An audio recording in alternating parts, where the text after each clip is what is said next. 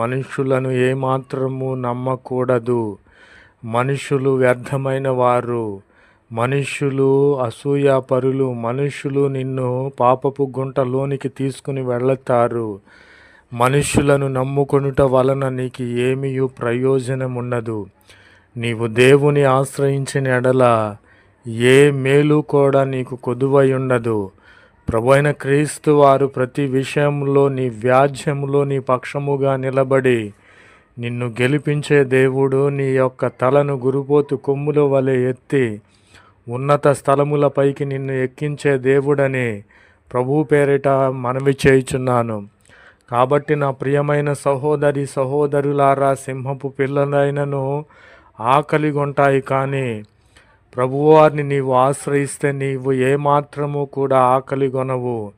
నిన్ను గద్దించు, నిన్ను హింసించు వారిని